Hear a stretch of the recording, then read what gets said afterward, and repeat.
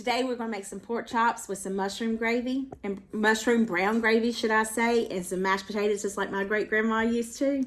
Yep, my aunt told me about it. I was really young.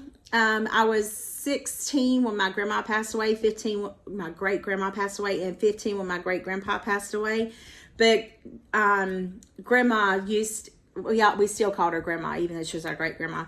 My aunt told me that she would always melt her butter and warm up her cream before she put them in her potatoes. And she said it makes such a big difference. And she said ever since grandma taught her how to do that, she never changed it. So I tried it, and let me just tell you, it'll make a new way for you to make mashed potatoes. All right, let's go to the kitchen and get started.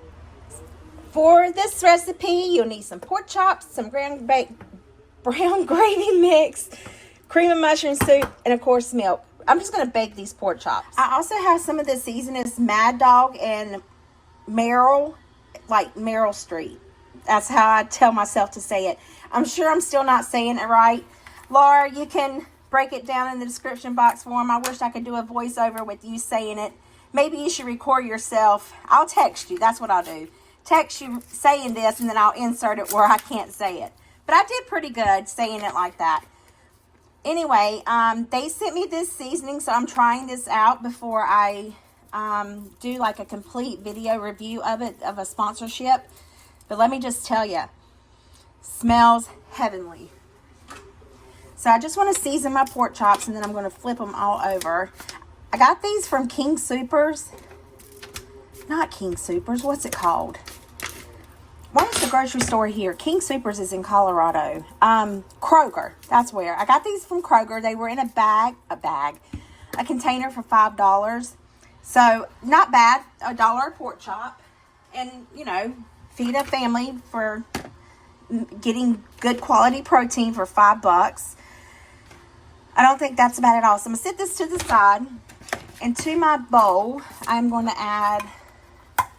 First, I'm going to add my brown gravy mixture.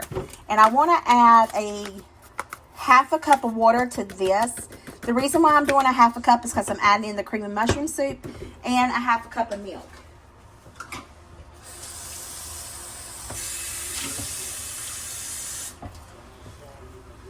Maybe I need a little bit more. Just a half a cup and a splash. That's how we'll measure, okay? Half a cup and a splash. Mix this till it's part near dissolved. Then we'll add in our cream of mushroom soup. I wonder if I can get it to come out. Hey, it did pretty good. Just gonna take this fork. Okay, and then we want to add in about a half a cup of milk. Or a cup, somewhere around in there. And then I just want to break this up and whisk this together.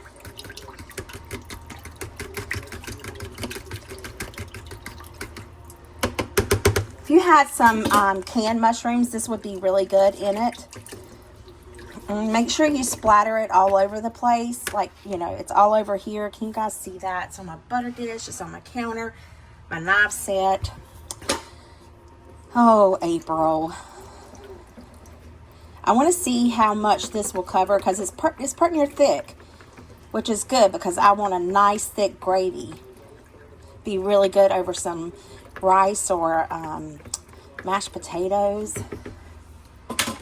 All right, so I'm going to put my pork chops back and just want to, yes, isn't that delicious looking? Now we're going to bake this in the oven 350 for probably an hour to an hour and a half, just because I want those pork chops fall apart tender. That's how tender I want them. And I want to get all this gravy out of this bowl. It's not really working for me, but hey. So I'm just going to cover this with some tin foil and put it in a 350-degree oven until it's done.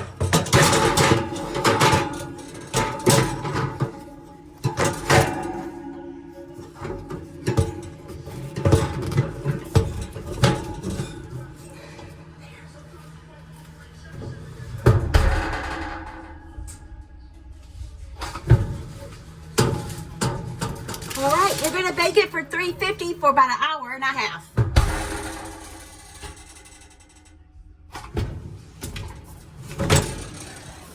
Did it even record?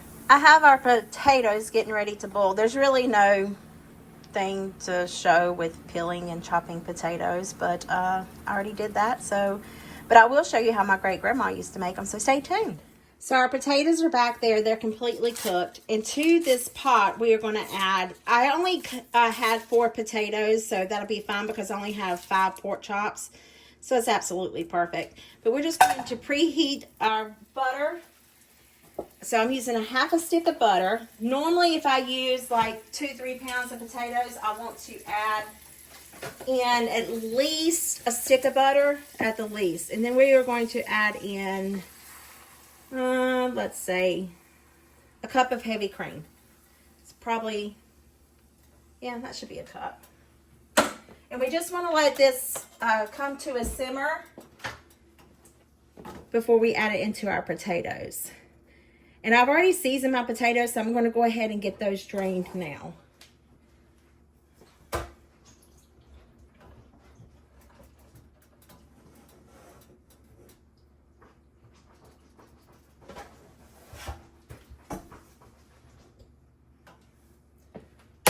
Once our mixture is melted and warmed, then we will add it into our mashed potatoes and mix them together. You always want to go ahead and peel and chop your potatoes and get those cooked.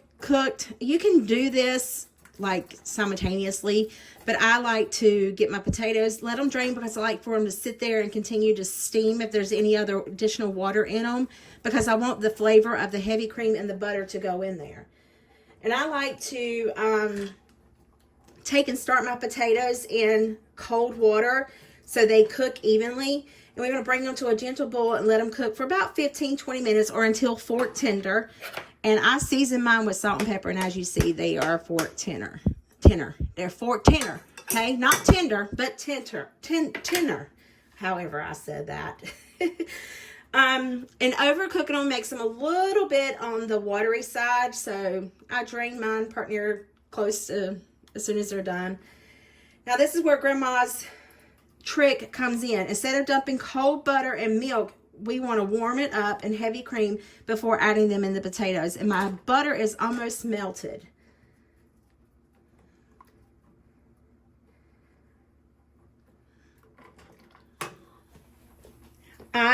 This would be the time that you would want to go ahead and season your mashed potatoes. I like to pre-season mine.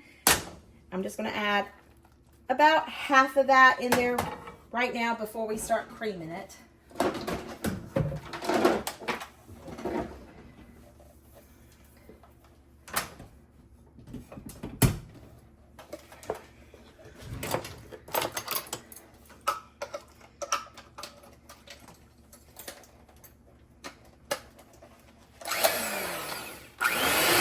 Oh, make sure you make a mess. Look.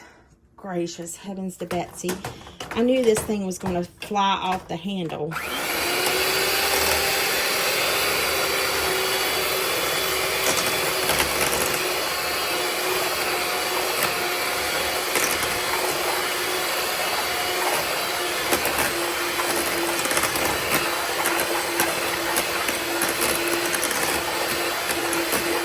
Alrighty, y'all. Look at that. Creamy, buttery, smooth, just like great grandma used to. Don't you want to taste? Well, I definitely want to taste. Doesn't need any more salt. Doesn't need any more pepper. It is delicious. Oh, outstanding. Leave me a comment, y'all. Let me know how y'all make mashed potatoes. This is delicious. I hope this video put some yummy in your tummy and a smile in your heart. I'll see you guys in the next one. Bye. Y'all, our pork chops are out of the oven. Don't they look good? Sorry, I'm going to lower you down just a little bit so you can see. Let me get a fork. I want them to be fork tender. Oh, yes. Look at that. Look at that gravy. Let's see how they taste. Child of mercy. Banging. Child, that's good. Well, there you have it. How to make those delicious pork chops. $5 for 5 pork chops. Definitely a good night meal. Anyway, I hope this video put some yummy in your tummy and smile in your heart. I'll see you guys in the next one. Bye.